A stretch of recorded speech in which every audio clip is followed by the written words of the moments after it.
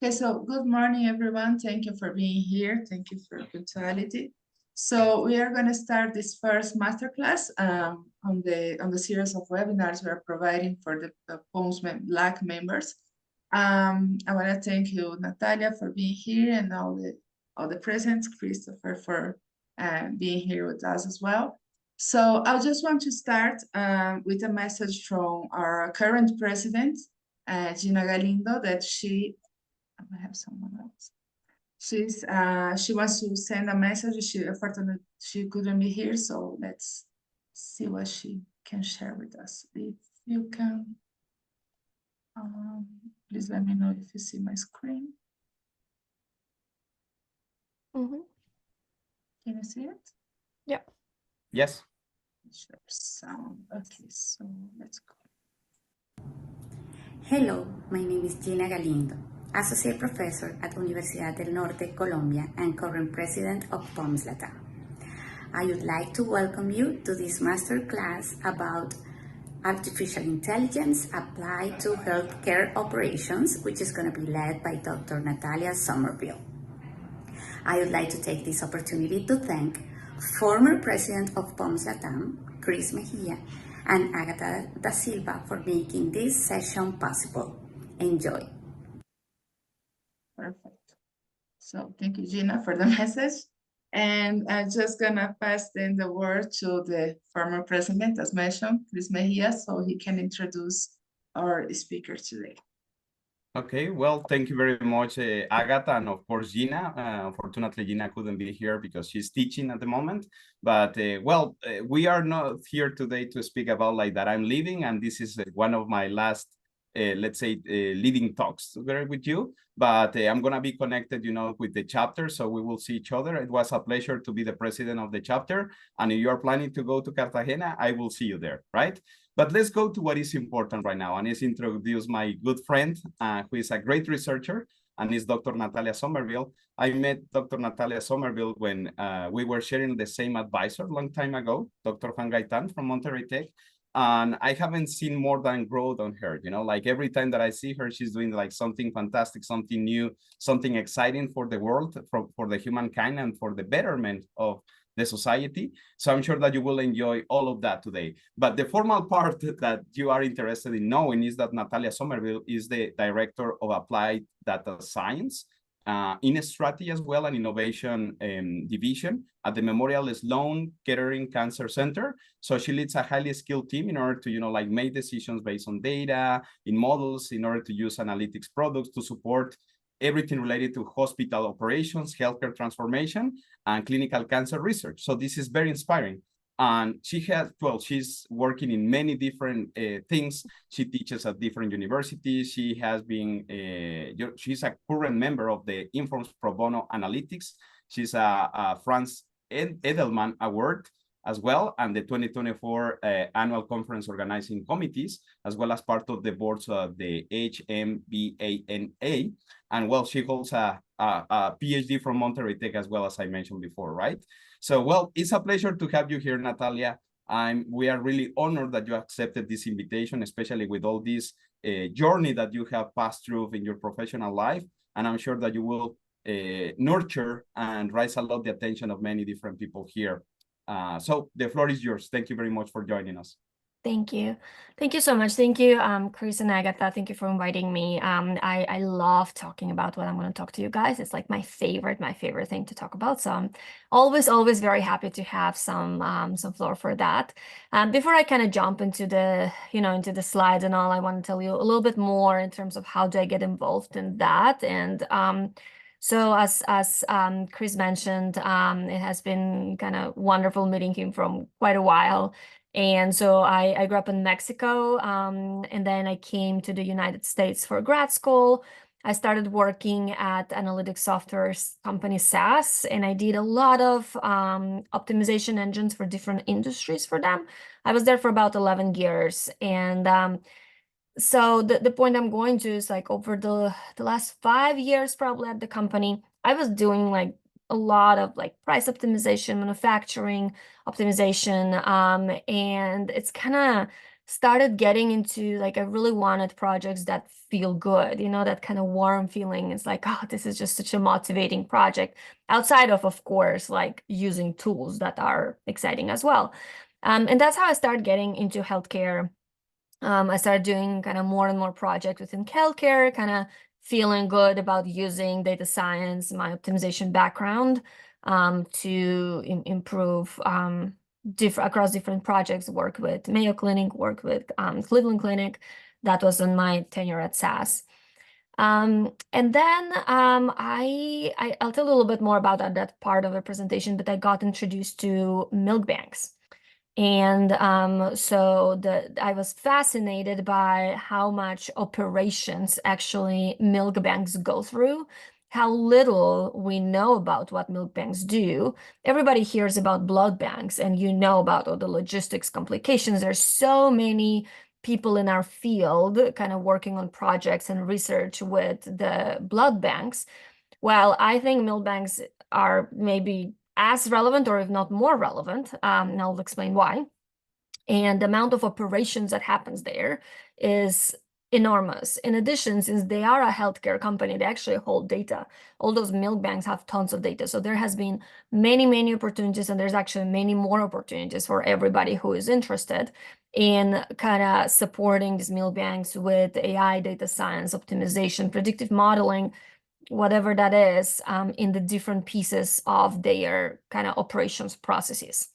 And so today I'm going to talk to you about this healthcare operations, specifically about milk banks. I'll walk through different stages, like different projects that I have done, kind of results as it relates to operations within these organizations. There is a few of us. I will love any questions. Just interrupt me. Maybe like if you want to raise your hand or just talk, or if you don't feel comfortable, just raise your hand, and Agatha, maybe you can like stop me, you know, because I'm going to go into the slide. I'm not going to see the chat right now, but I'm very happily can be interrupted to get into any questions.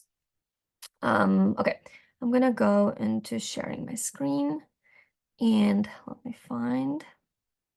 Okay, now I'm going to make this bigger. Okay, can you just let me know that you can see the screen? Yeah, great, thank you. Okay. So this is a little bit more on my story specifically. How did I told you, like milk banks, many of us don't know what milk banks are. How did I get into milk banks? And so I had this beautiful baby in 2018. And she is 5 now, and she's amazing. She's doing wonderful. But when she was born, we had complications, and at the hospital, she was not gaining weight. And so we were provided milk bank.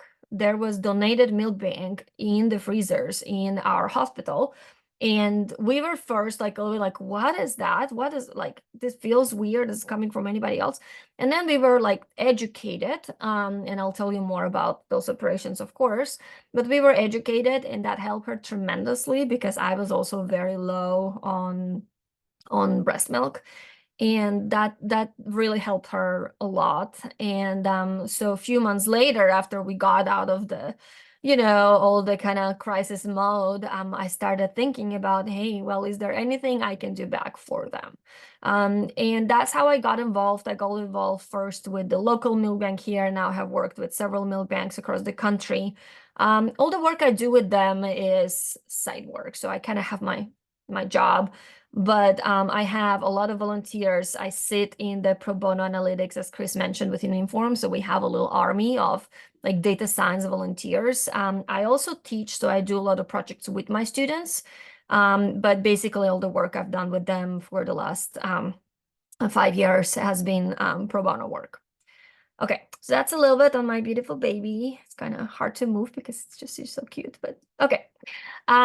Milk banking, where is that? So there is this association, it's called HMBANA. So that's the Human Milk Banking Association of North America. Last December, I was very honored. I'm actually on the board of directors of that association. It's nonprofit, of course, as well. And that is the organization that governs all the milk banks that you can see. It mainly provides standardization for how to make it safe. So safety is one of the main reasons it exists, because as you can imagine, it has to go through a lot of testing and pasteurization and everything to make sure that we can provide that milk specifically to like the most sensitive babies in NICUs. But this is just a little bit of a map. The ones I work are all in within this organization in North America. I'm actually very curious, but I'm sure there are a lot of milk banks also in Central and South America. Okay. Here in the United States, we had this like big formula deficit. I think it's around the world. I apologize for my ignorance if that was not the case, but there was a deficit on formula and it was like very well known. Everybody was kind of freaking out, obviously, and this is how the grocery stores look like. There was no formula. So that was a time where milk banks actually stepped up a lot. And so the nonprofit milk banks during that crisis in 2022, they stepped up and they kind of worked stronger to get the donations, to do the outreach, to get more donors, etc. And they were able to contribute nearly 10 million ounces in 2022, specifically for like the babies that are most in need. And that is an outrageous amount. So for me, 10 million ounces is kind of like, it's really hard to understand what it is, but this is the equivalent, the weight of this airplane. So that's how much they dispensed during that year. And that was much more than normal other years, specifically to help. So here in the United States, that's where people actually starting hearing a little bit more about milk banks and what these milk banks do. Before that, that was like even less, and still it's like a little bit kind of dark area, but people started talking about like, oh, well, what do milk banks do?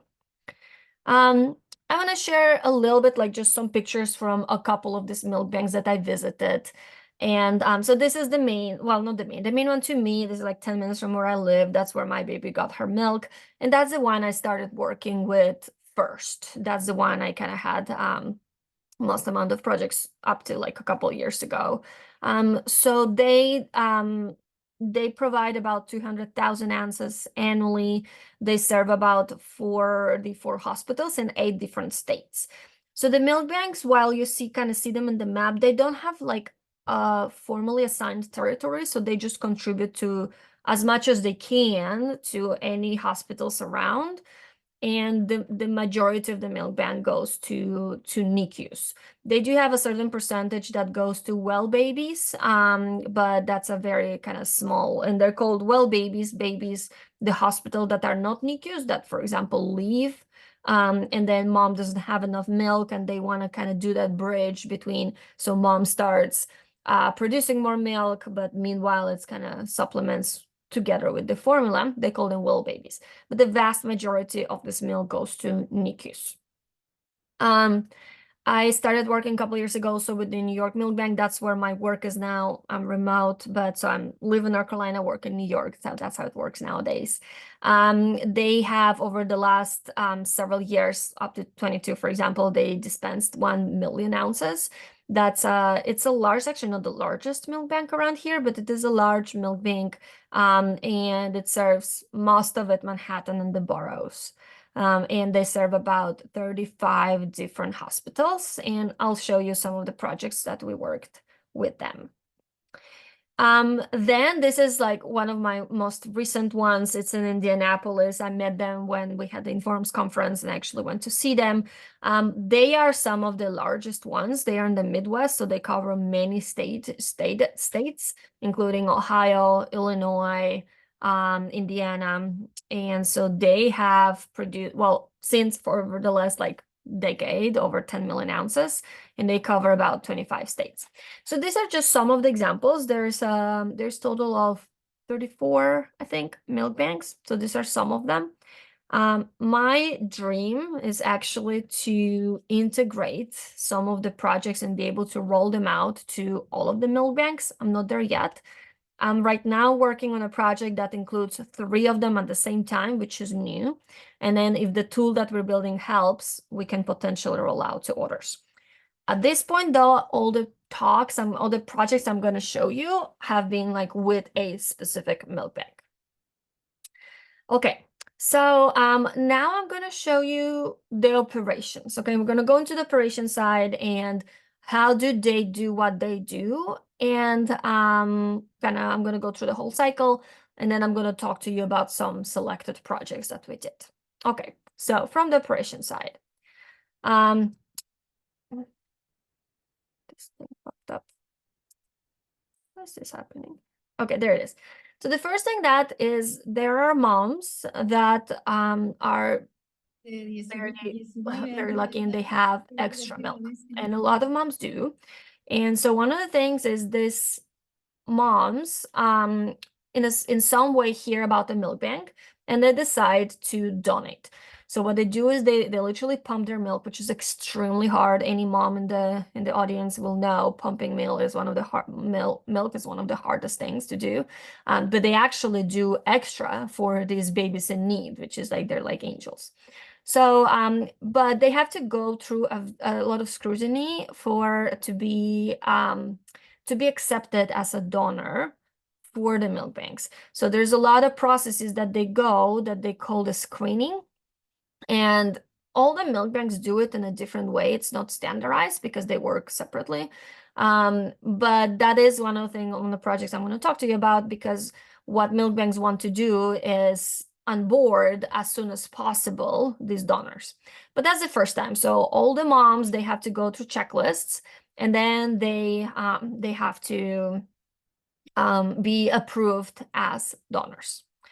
Once they're approved as donors, what milk banks do is they send them typically a box. So some of the moms, if they are within very close location of a milk bank, they will actually drive their milk, so they will freeze it. When they get enough amount, they will drive it to the bank. But most of them don't. So the milk bank ship this like big box to the moms, and moms fill it with frozen milk, and then they ship it back. All the shipment costs are absorbed by the milk bank, and that is very expensive with them. And it is one of the projects we worked on as well. So that's part of their operations, that it is extremely expensive. So as I mentioned, there are some moms that do go to the hospital to put the milk there, or sometimes they have depots. So depot is a location that's not actually the hospital, but the milk bank partners with maybe some community-based pharmacy or a location where they make sure that is clean enough. And so then mom can go, instead of like going to the hospital or to the milk bank directly, they make sure that mom goes to a depot that is closer, and then they can save money that way, right? Because they don't have to ship it one by one. Okay. Once all that milk gets to the milk bank, that's where the milk processing operation starts. So so far it's a lot about onboarding, logistics operations. Now we get into the processing, like manufacturing operations. So the first thing is that milk bank is in frozen, and it goes into the freezers, and it stays there till whatever system as milk bank is using tells them that, okay, this is the milk that now we're going to take out and process. This is kind of how it looks like. So this is the frozen milk that the mom sent. They put dates on them, and it goes directly into the freezers. Okay. Then what they do is they pool, they call it pool, some of these bags, and they thaw them together in big containers. So here is where many moms' milk can be, or typically mixed together, and it goes into larger containers. Then once they thaw it and mix it in these larger containers, then it goes into little bottles. And this is how it looks like. Look, this is like the bigger container where they thaw it and mix it, and then pool it. They call it pool it. And then it goes into little bottles. Then these little bottles are closed.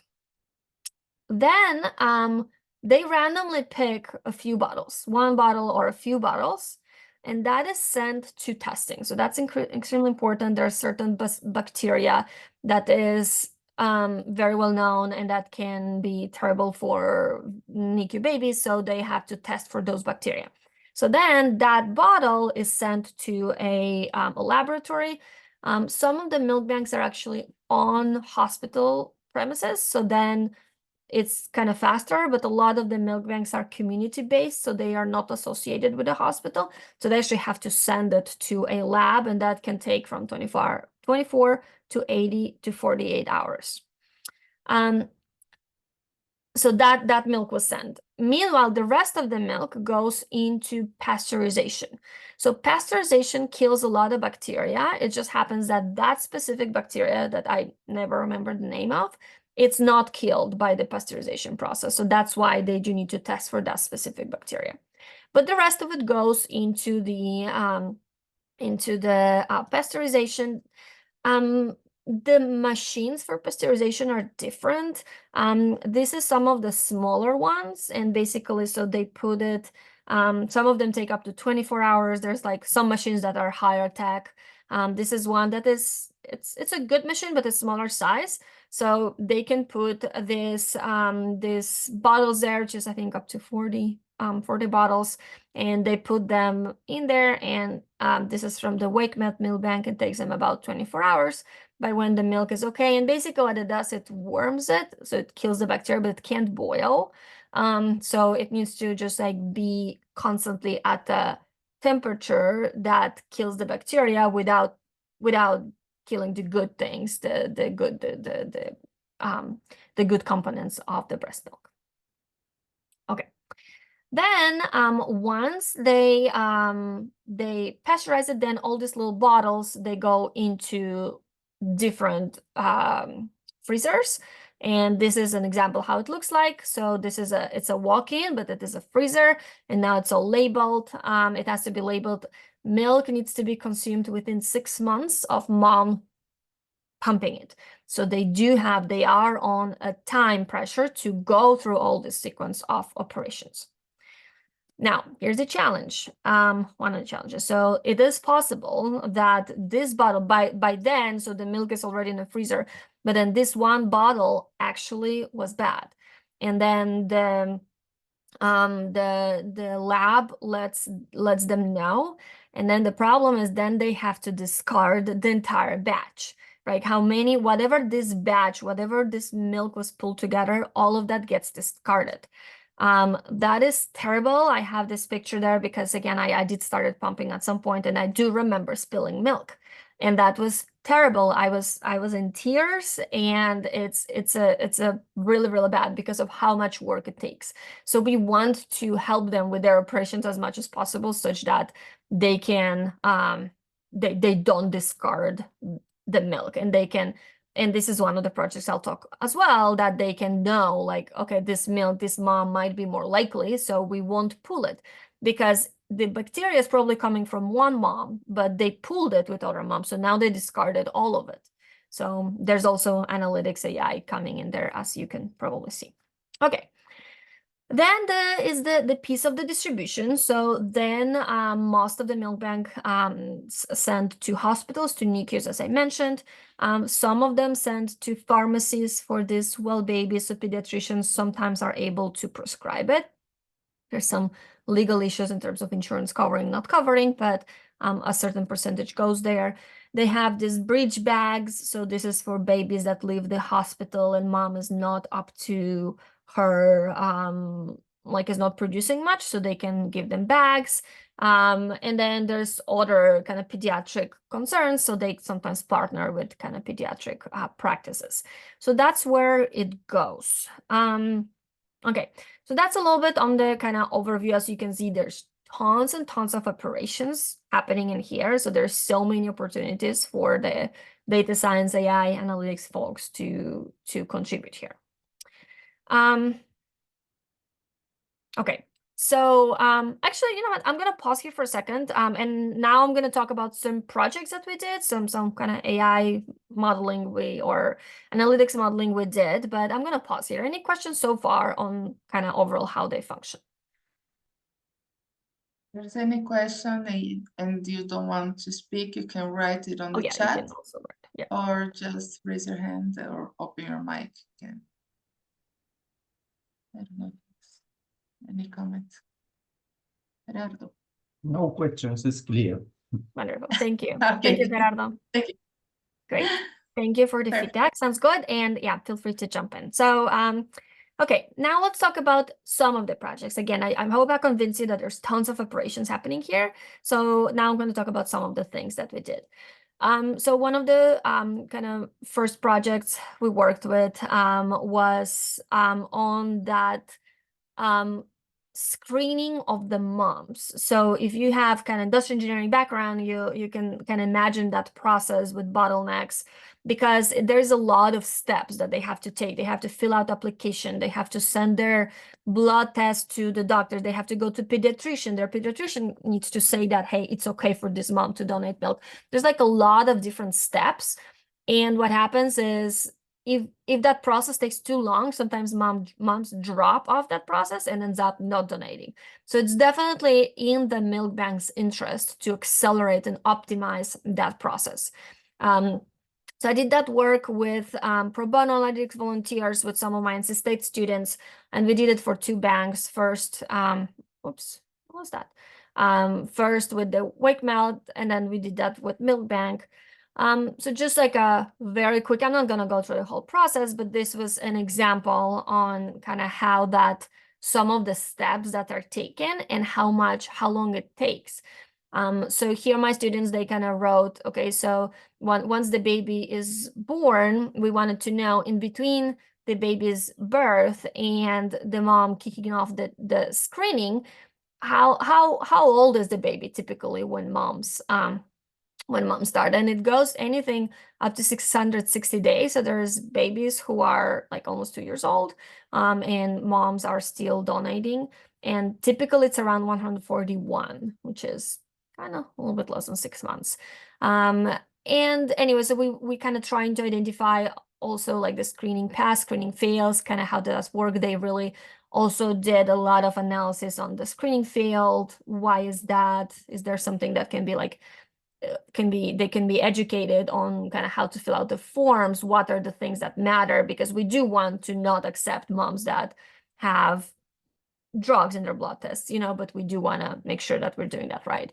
And then so this is like really kind of administrative tasks. And so, for example, anything from kind of the screening is typically just like a call and a form.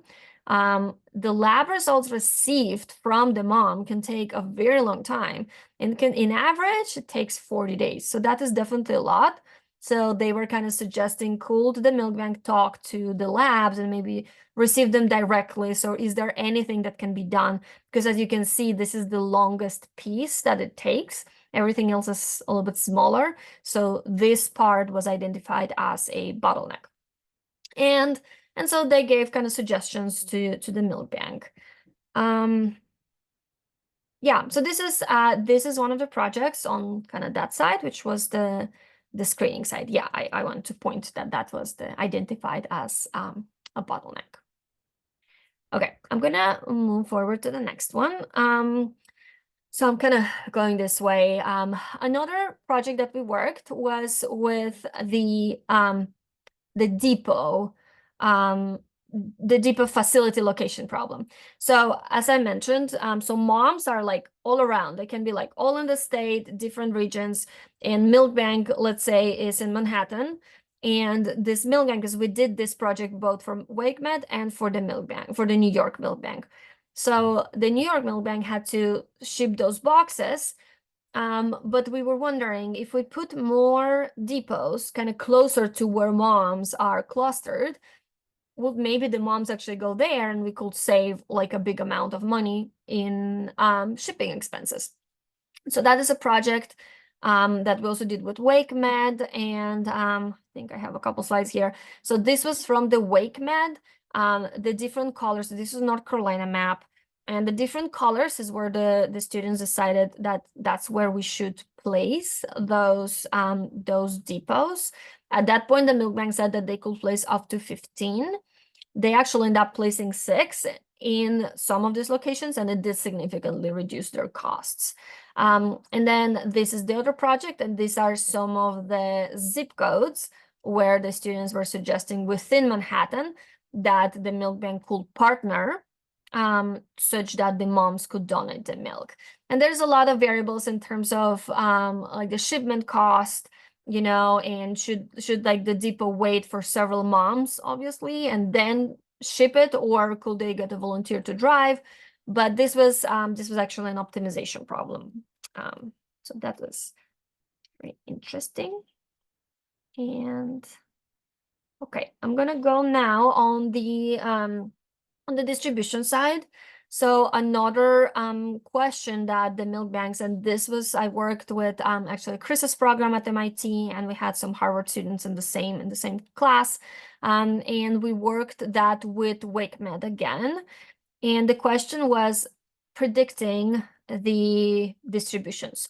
So the milk bank wanted to know, is there any patterns through the year? For example, like April, for some reason, is this where the NICUs need more? You know, so we were trying to understand what is how to forecast the milk bank, the milk distributed to each one of the channels, right? Because there's different channels there. And then, in addition to that, the milk bank wanted to understand a little bit on how to manage inventory, because they want to be able to always support the NICUs, like almost at 100%, right? Like if the NICU requests milk, they have to be able to send it. But they typically have extra, and remember that it does expire. And remember that the worst thing we can do is throw it. So they want to know that if they have a certain amount, can they then distribute it to the well babies or to their other channels such that the milk doesn't go bad? And so here's where the students, they did some forecasting. They looked at kind of both the demand as well as the supply forecasting, and trying to understand kind of where the differences are. And the bars are the different distributions. As you can see, obviously the majority is the NICU, but there is definitely a portion there. Transfers is an interesting one. It's actually a project I'm really eager, don't have time, but eager to explore, is because the milk banks, they obviously, it's the donations vary a lot. And this milk banks is like a sisterhood, so they know each other. There's an organization that governs them, and so they're actually able to share. So if I am low right now, I'm going to call my sister bank, and that bank is going to donate some to me. And then, for example, for this bank in particular, these were all donations that were the transfers are distributed to other milk banks to help them if they are low. So there is like that partnership, and I feel like that exploring that network will be extremely interesting. Haven't done that yet. Okay, and then, oh, sorry, don't have that slide here, but then they basically, the milk bank said, oh, I want to have at least 99% inventory, like stock for the NICU. And then the students were able to say, okay, these are the pieces. This is how much, if you're above this inventory, then you're mostly safe to distribute that somewhere else. So they kind of gave that decision-making recommendation based on their inventory forecasting as well as inventory models. Okay, then I want to talk about this project. So this was with the University of Toronto for the Sinai Health, which is the Ontario Human Milk Bank. This is a project I actually didn't work with, but I know well the professor who led it, and I'm just it's fascinating, that project as well. So I typically integrate it in my talk as well. So this is where they looked, remember I talked to you about the pooling. So there's a lot of pooling. There's many moms that get pulled into the same bottle, and then it gets distributed. So they wanted to minimize how much the discarding happened while maximizing the protein content. So some of the hospitals, not all of them though, but some of the NICUs calories. Some of the NICUs require that the milk calorie content is about like 21, 22. Some of them don't, but some of them do. So then the milk banks, this pooling becomes a very interesting problem, right? Because they need to decide which moms do I pool such that I can minimize my discarding or the chance that there will be bacteria, but also maximize the chance that I will be above the required calories. And so they built some predictive models that will kind of like, based on certain characteristics on location, on health history, that they could predict, okay, this mom typically has higher calories, so let's mix her with someone who has lower, so we can kind of satisfy that boundary. And then they built an optimization model that will do that kind of which mom to, so that's a decision problem. That was pretty cool, and that was also a work they did with the milk bank. That was in Ontario. This is not okay. Just want to mention real quick, as I said, like this is just an overview of some of the projects. As you can see, there's so many operations happening there. One organization that I work with to get volunteers. I talked about some projects done by my students. We have done projects with volunteers as well. This is where we get the volunteers. The volunteers don't have to be part of Informs. So if anybody is interested in participating in one of these or many other nonprofit projects we have as a volunteer, you can just Google Pro Bono Analytics Informs. You don't have to be a member. You sign up to a list, and whenever we have a project, I'm about to submit one actually. Whenever we have a project, we send it to all the emails, and then we get like applications, and then we select the volunteers that fit the best. So if anybody is interested, that is where you could explore. And that was all I had. I want to make sure that we had time for some questions, so I'll be happy to answer any now. Thank you, Natalia. Thank you for sharing your experience. So let's open the room for some questions. Like I said, if you want, you can raise your hand. You can just open your mic or write the question in the chat if you can't or don't want to talk. So let's hear it for you. Is there any questions?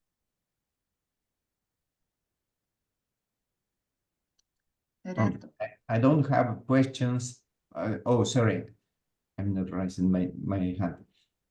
I just want to tell you that it's quite interesting work. I'm economist, and I'm seeing all the aspects as economical problems, and it is quite interesting what you are doing. Thank you very much for your contribution. Thank you so much. I'm glad you enjoyed it. I love it too, so thank you for that. Thank you, Gerardo. Leonardo? Yeah, do you hear me? Yeah.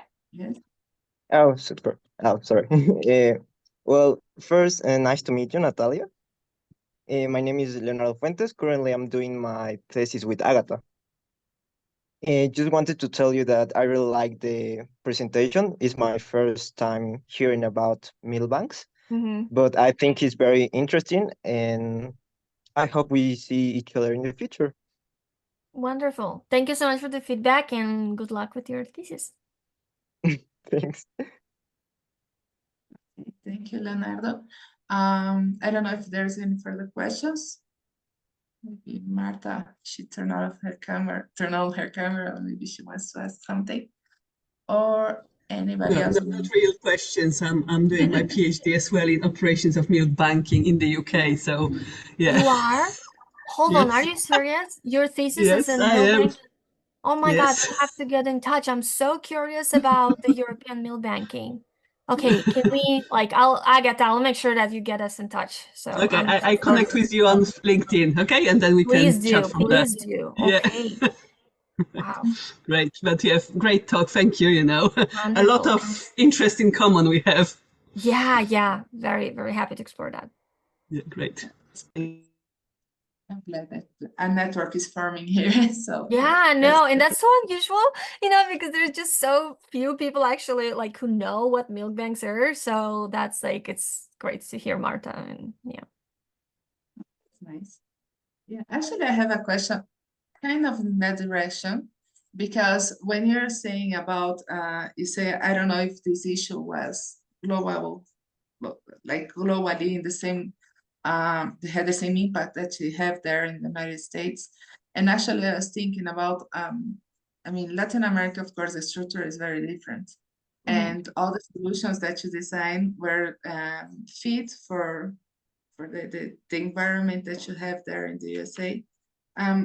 What do you think would be the most difficult part to maybe adjust? I don't know, maybe the UK has a similar profile than the USA, but in other regions, like the LAC region that most of us are currently. Yeah, I mean that's a great question.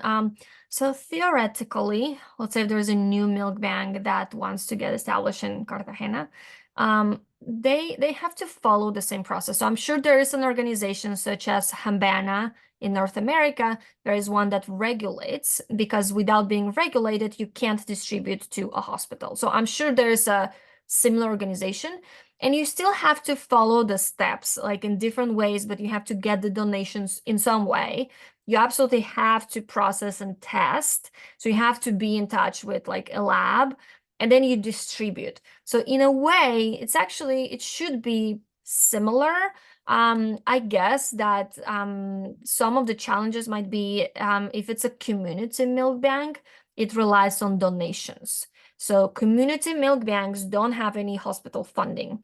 So that might be something that is a little bit harder. Here, it's like it's a big kind of philanthropy is a really big thing. People donate, and so I think, and since it's not a very known area, that might be a little bit harder, but I'm assuming if a milk bank is actually associated with a hospital, then they use hospital dollars for operations. So that might be a little bit more feasible. And again, I'm actually curious.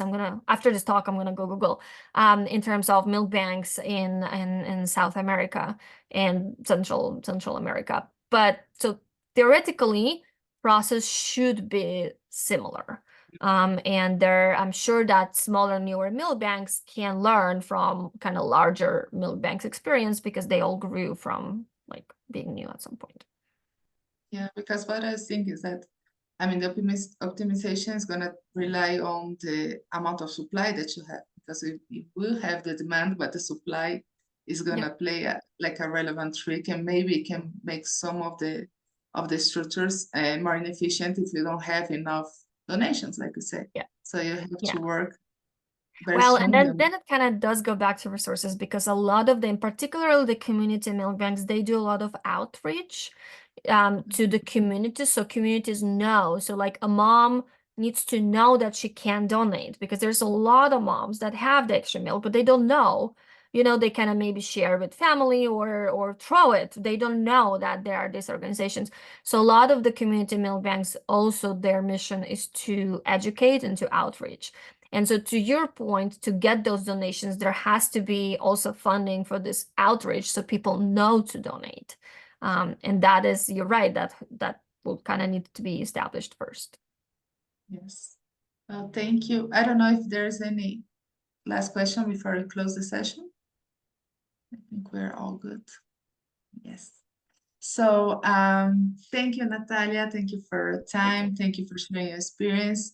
Actually, for the members that are here and that are going to the POMSLAC MIT Scale conference next month in Cartagena, we are going to see Natalia there as well. So we can see her in person and meet her and talk a little bit about her ideas and her work. Again, Natalia, thank you for always being so open to share your experience. It's always nice to see you, and well, see you in 1 month. Absolutely. And thank you, everybody, for your time. Thank you. Okay, thank you, everybody. Thanks. Bye. Bye.